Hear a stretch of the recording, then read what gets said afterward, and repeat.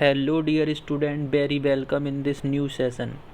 तो last time पर हम बात कर रहे थे ज्योग्राफी की क्लास 10 से चैप्टर नंबर फर्स्ट की रिसोर्स एंड डेवलपमेंट, और ये हमारा थर्ड वीडियो है। यहाँ पर हम स्टार्ट करने वाले हैं अपना एक नया topic, development of resources and planning.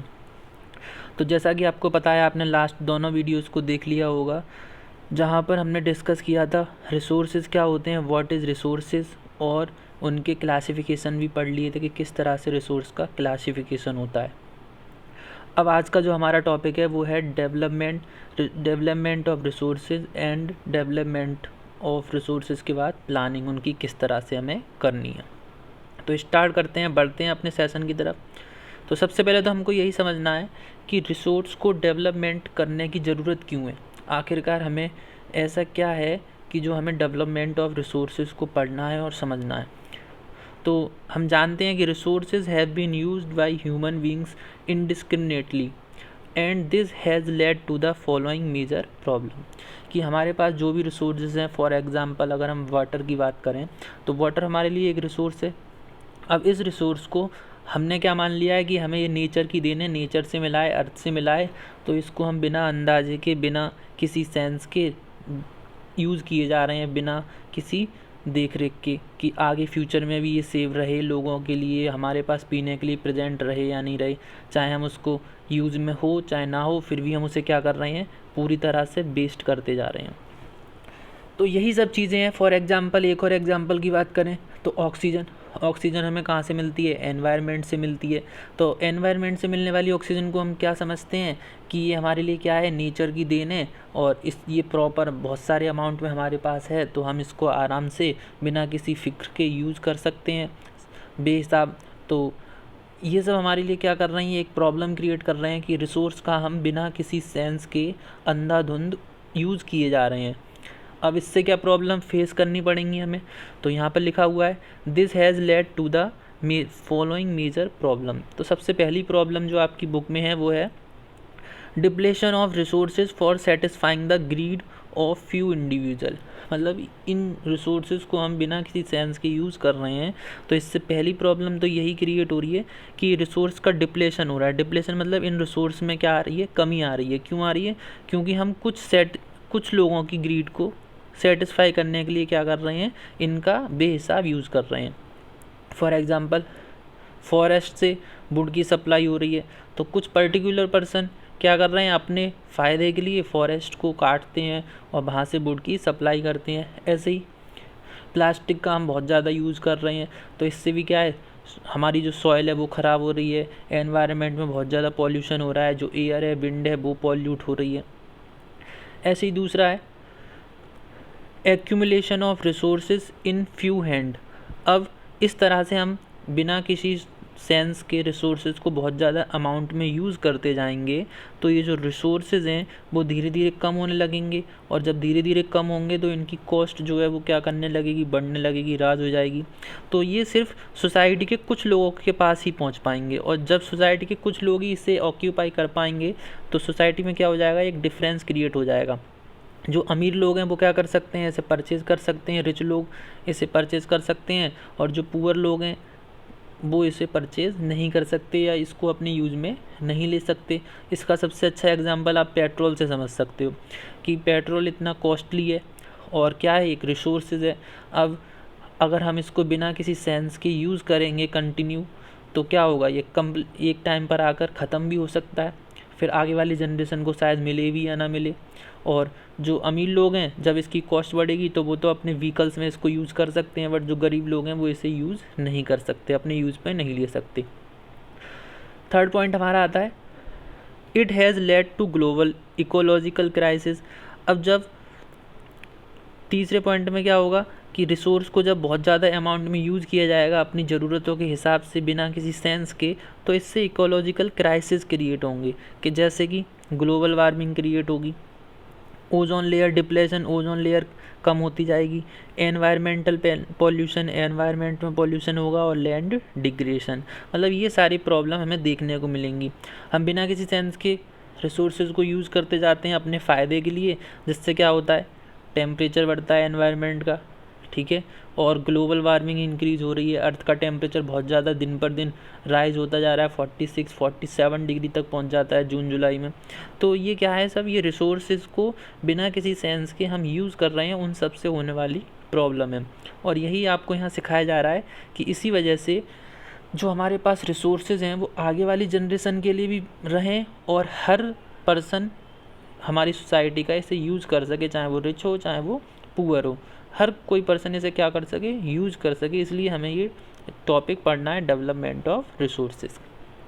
तो ये तो था हमारा रिसोर्स को डेवलपमेंट करने का, कि इसे डेवलपमेंट, अगर हम इसे डेवलप नहीं करेंगे तो हमें क्या क्या प्रॉब्लम फेस करनी पड़ेंगी। तो हमने ये 3 कुछ प्रॉब्लम्स के बारे में देखा जो हम फेस कर रहे हैं।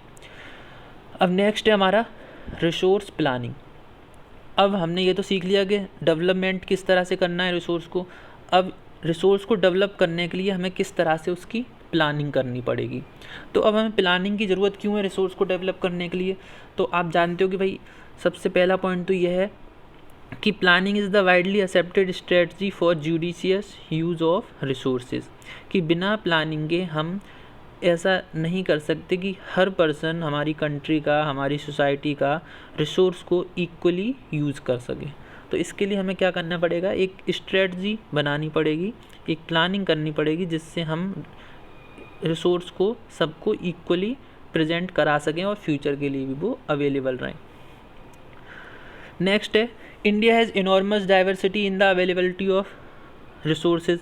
अब इंडिया के अंदर क्या है भाई, इंडिया के अंदर अगर हम देखें तो रिसोर्स में बहुत ज़्यादा डाइवर्सिटी देखने को मिलेगी। डाइवर्सिटी का मतलब यहाँ पर भिन्नता से है कि किसी पर्टिकुलर प्लेस पर कोई रिसोर्स प्रेजेंट है, किसी दूसरे पर्टिकुलर प्लेस पर कोई दूसरा रिसोर्स प्रेजेंट है, किसी एक पर्टिकुलर जगह पर किसी एक रिसोर्सेज की कमी है, किसी दूसरी जगह पर कोई रिसोर्स ज़्यादा एक्स्ट्रा क्वांटिटी में है। तो ये क्या है, हमारी कंट्री के अंदर बहुत ज़्यादा डाइवर्सिटी देखने को मिलेगी रिसोर्सेज में। For example the states of Jharkhand, Chhattisgarh and Madhya Pradesh are rich in minerals and coal deposits. अगर हम झारखंड, छत्तीसगढ़ और मध्य प्रदेश की बात करें तो ये ऐसे स्टेट हैं यहाँ पर आपको मिनरल्स एंड कोल बहुत ज़्यादा अमाउंट में देखने को मिलेंगे। ऐसे ही Arunachal Pradesh has abundance of water resources. Arunachal Pradesh में क्या है, वाटर रिसोर्सेज बहुत ज़्यादा है, but lacks in infrastructural development. But वहाँ पर इंफ्रास्ट्रक्चरल डेवलपमेंट की क्या है, बहुत ज़्यादा कमी है। The state of Rajasthan is very well endowed with solar and wind energy. अगर हम राजस्थान की बात की करें तो वहाँ पर सोलर एनर्जी और विंड एनर्जी की अच्छी क्वालिटी है, अच्छी क्वांटिटी है, बट वहाँ पर किस चीज़ की कमी है, वाटर रिसोर्सेज की कमी है। तो हमने इन 3 पॉइंट और 3 एग्जाम्पल में देखा कि हमारी कंट्री के अंदर किस तरह से जगह पर अलग अलग डिफरेंसेज हैं रिसोर्स की क्वांटिटी और क्वालिटी में। अब हमें इस प्लानिंग के अंदर करना क्या है, इन सभी रिसोर्सेज को इक्वलिटी इस तरह से प्लान करना है कि हर कोई अवेलेबल कर सके। जैसे अरुणाचल प्रदेश में वाटर अच्छी क्वांटिटी में है, बट राजस्थान में अच्छी क्वांटिटी में वाटर नहीं है। तो हमें इस तरह से प्लान कर चलना है कि राजस्थान के लिए भी, राजस्थान में जो लोग हैं, जो कम्युनिटी हैं, उनको भी एक प्रॉपर अमाउंट में वाटर मिल सके। आई होप आपको समझ में आया होगा। After that's why we need balance resources. और यही सब कारण है जिसकी वजह से हमें इन रिसोर्सेज को क्या करना है, बैलेंस करना है। इनकी जो ज़रूरत है उनको बैलेंस करके चलना है कि हर कम्युनिटी इनको यूज में ले सके। एट द नेशनल पूरे नेशन में, सभी स्टेट में, सभी रीजन में एंड लोकल लेवल्स, और जितने भी छोटे छोटे विलेज हैं वहाँ तक भी ये सब यूज़ में आ सकें। तो ये तो रिसोर्स प्लानिंग की बात हुई, और इसीलिए हमें रिसोर्स की प्लानिंग करनी है। अब इसके लिए हमारा फर्दर स्टेप क्या होगा, तो नेक्स्ट है resource planning in India. India में हमने रिसोर्स की प्लानिंग किस तरह से करनी है। तो resource planning is a process which involve these steps. अब इन रिसोर्स को प्लान कर चलना है तो इसके लिए हमें क्या करना पड़ेगा, कुछ स्टेप्स को फॉलो करना होगा, और जो स्टेप्स क्या हैं, बहुत ज़्यादा कॉम्प्लेक्स हैं। तो सबसे पहली स्टेप्स जो हमें फॉलो करनी है वो है आइडेंटिफिकेशन। हमारे पास जितने भी रिसोर्सेज इंडिया में प्रेजेंट हैं उन सभी का हम अच्छी तरीके से सबसे पहले क्या करेंगे, आइडेंटिफिकेशन करेंगे।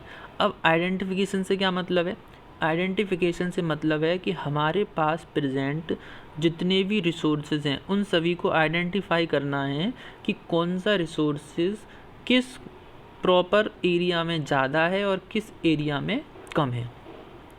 अब आइडेंटिफिकेशन के लिए हमें क्या करना पड़ेगा, तो identification and inventory of resources across the region of the country. तो यहाँ पर लिखा हुआ है कि सबसे पहले हमें कंट्री के हर रीजन में क्या देखना होगा, आइडेंटिफाई करना होगा रिसोर्स को।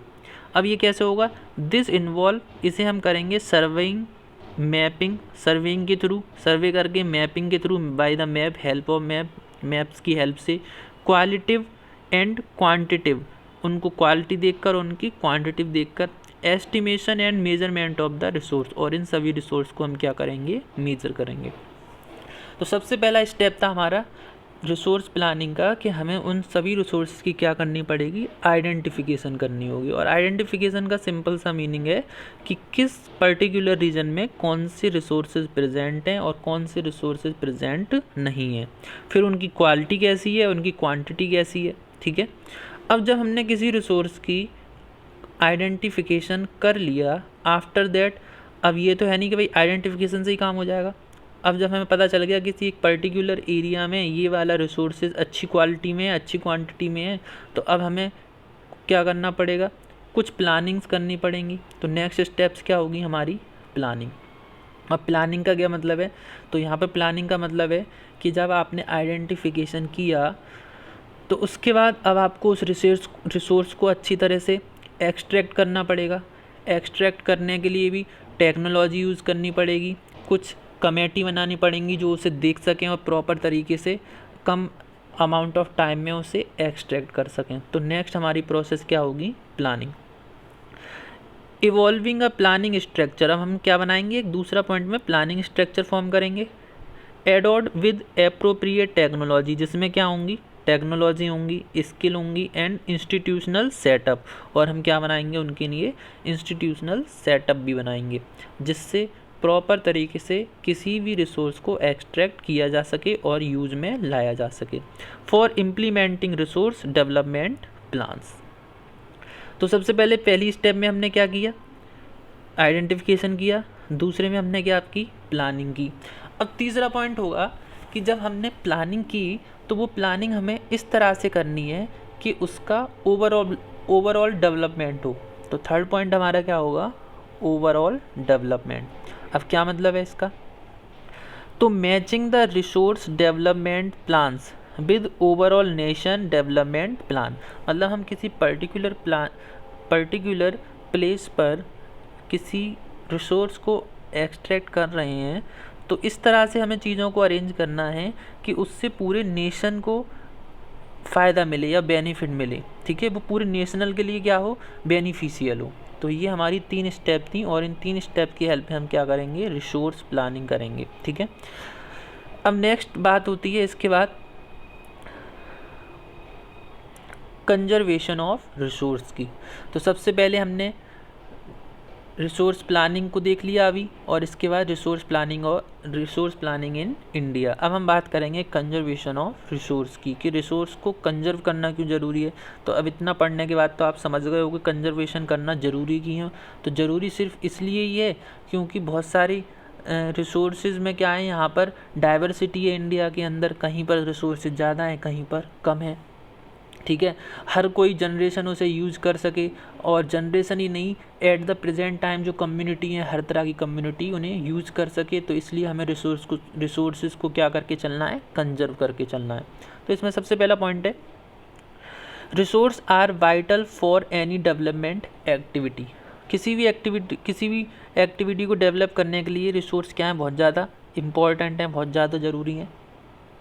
Irrational consumption and over utilization of resources, मतलब अगर हम बिना सोचे समझे, बिना किसी अंदाजे के इरेशनल कंजप्शन करेंगे एंड ओवर यूटिलाइजेशन, और बिना किसी सेंस के उन्हें यूज़ करते जाएंगे, ज़रूरत नहीं है तो भी यूज़ कर रहे हैं, ज़रूरत नहीं है तो भी उनको प्रोड्यूस कर रहे हैं, of resources may lead to social, economic and environmental problem. तो इससे क्या क्रिएट होंगी, एनवायरमेंटल प्रॉब्लम्स क्रिएट होंगी और सोशल इकोनॉमिक प्रॉब्लम क्रिएट होंगी। मतलब हमें कंजप्शन भी उसका ज़रूरत के अकॉर्डिंग करना है और यूटिलाइजेशन भी ज़रूरत के अकॉर्डिंग करना है।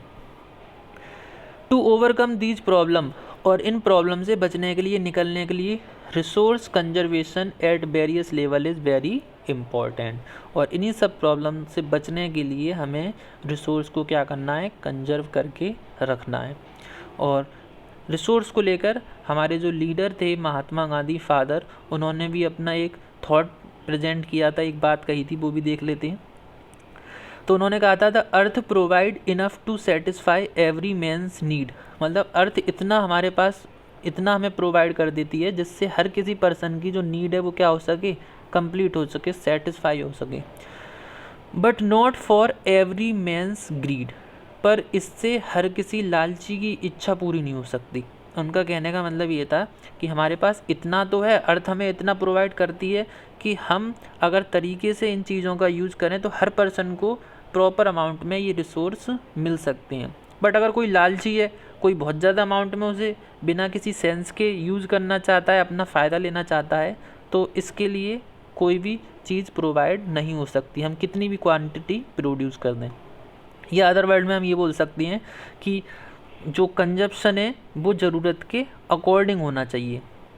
कंजप्शन ज़रूरत के अकॉर्डिंग होना चाहिए और ज़रूरत के अकॉर्डिंग ही हमें चीज़ों का यूज़ करना चाहिए, जिससे एट द प्रेजेंट टाइम और आने वाले फ्यूचर में भी रिसोर्स बने रहें, हर कोई पर्सन उन्हें यूज़ कर सके और कोई भी एनवायरमेंटल प्रॉब्लम उनसे क्रिएट ना हो। आई होप कि आप सभी लोगों को अच्छे से समझ में आया होगा। तो ये हमने डेवलपमेंट ऑफ रिसोर्स और प्लानिंग के बारे में इस टॉपिक में कवर किया है। For more videos subscribe our YouTube channel.